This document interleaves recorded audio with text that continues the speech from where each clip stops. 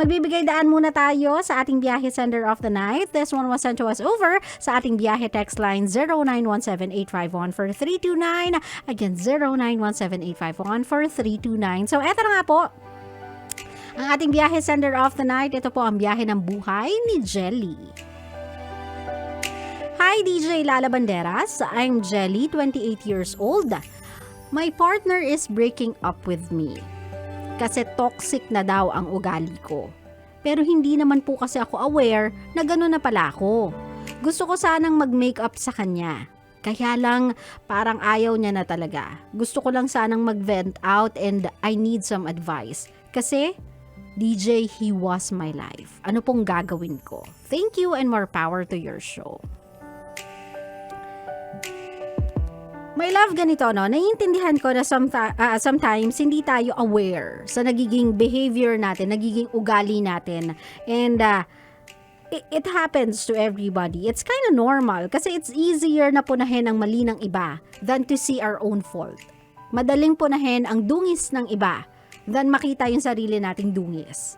It's normal.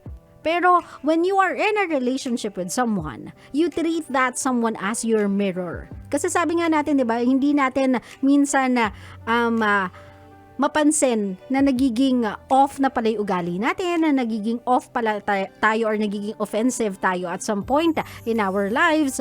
Those people are there somehow for that reason. Kasi sila yung magiging salamin natin. So kung nagiging vocal sila sa atin na, hey, medyo samkay na hindi nagiging maganda yung ugali mo, medyo pumapangit, gumagaspang, and then we shut them down every single time. Ibig sabihin, my love, you are aware that you are making other people feel uncomfortable. Pero you're choosing to stay that way. Kasi ang argument mo is, ito ako eh. It's either you take me or you leave me.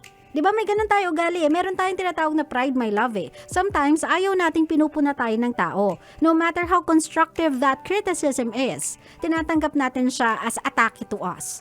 That's why instead of absorbing kung ano yung sinasabi sa atin ng partner natin, nagiging defensive tayo. Binibigyan natin ng rason yung ugali natin kahit sinasabi lang naman sa atin na whether it's intended or not, whether it's your intention to hurt someone, nakakasakit ka. Even if yun lang naman yung gusto nilang sabihin sa atin, gusto nating i-defend yung sarili natin kasi we don't want to believe na ganun tayo. At feeling natin, nagiging personal yung atake sa atin.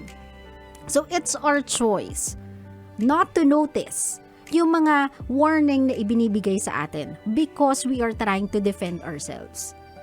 Do you see where I'm getting at, my love? Ibig sabihin, it's impossible na sa duration ng relationship ninyo, hindi kanya nasabihan na this is not to attack you, this is just to correct you.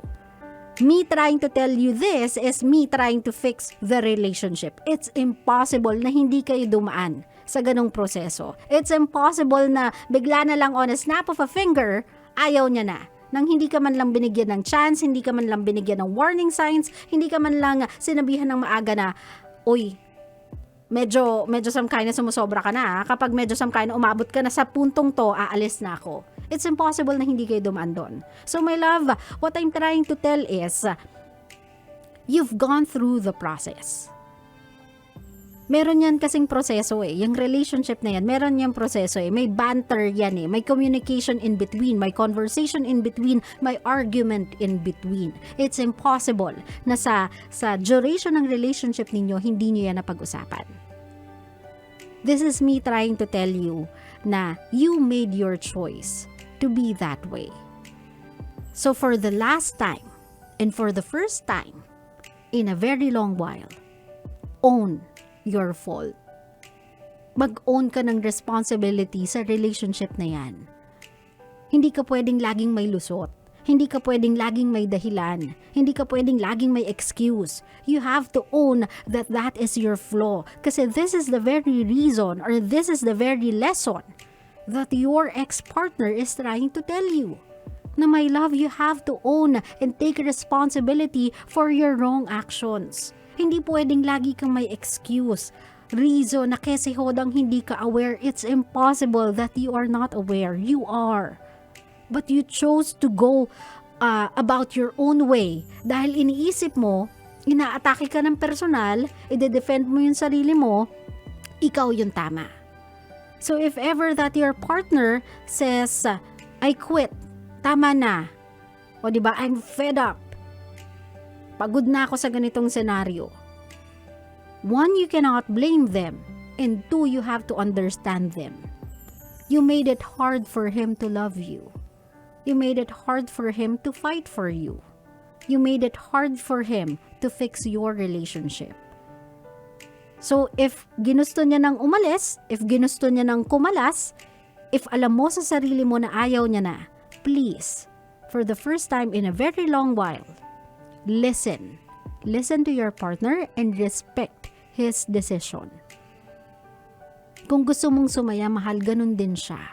And for a very long while, nagiging on and off yung happiness sa kanya, depending on your attitude, depending on your behavior. So kung mahal mo talaga siya, iintindihin mo siya this time around. Kasi sa whole duration ng relationship ninyo, inintindi ka niya. Inintindi ka niya na baka ganyan ka lang talaga. He tried to accept the behavior even when it's wrong. He tried to correct it, he failed. So sa tingin niya, hindi siya yung kailangan mo para sa relationship ninyo, na hindi siya strong enough to push you to change your ways. So my love, again, respetuhin mo na lang yun. I know it's a hard lesson learned on your end, pero still, it's a lesson learned. So next time, kapag pumasok ka sa isang relationship, mag-check and balance ka. Matuto kang makinig. Try to lower your guards and do not be defensive.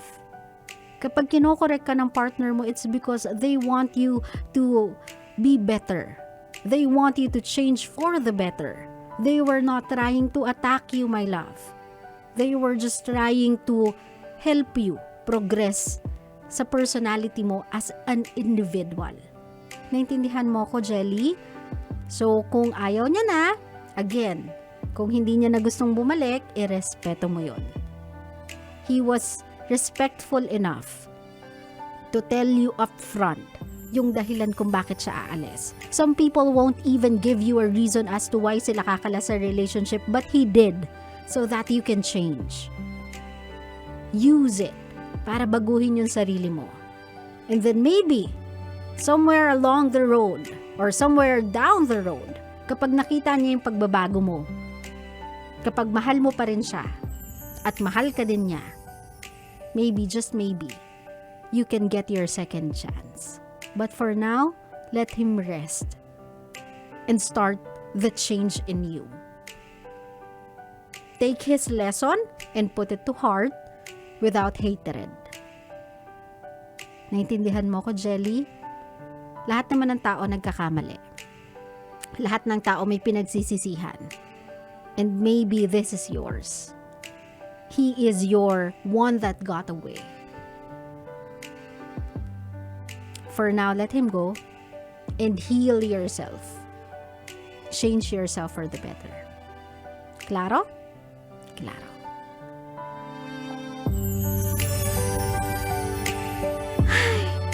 Minsan talaga, no, my love, kapag nagsisisi tayo dahil napakawalan natin yung taong nagmamahal sa atin, nagtsatsaga sa atin, nag-aaruga sa atin, ang laki ng panghihinayang natin. But, ganun talaga may mga pagkakataon, it's just too late for us to realize it. It's just too late for us to change our ways. Kasi wala na silang sinulid na pwede pang gamitin para habaan yung pasensya nila sa atin. And we cannot do anything about it than just to let them go and respect their decision. Kasi they've suffered long enough waiting for us to change. So it's gonna be parang too much to ask if we'll ask them again to wait a little longer kasi late nating na-realize yung pagkakamali natin. It's just too much to ask from a person. So if they want to leave because masyado na tayong nahuli, masyado nang nagtagal yung mali nating gawain, let's respect them. Let's respect their decision. Hindi naman ibig sabihin nun hindi nila tayo minahal eh. Minahal nila tayo hanggang huli. Pero mas pinipili na lang nila ngayong mahalin yung sarili nila. Kasi nawawala yung pagkatao nila because of loving us. Klaro?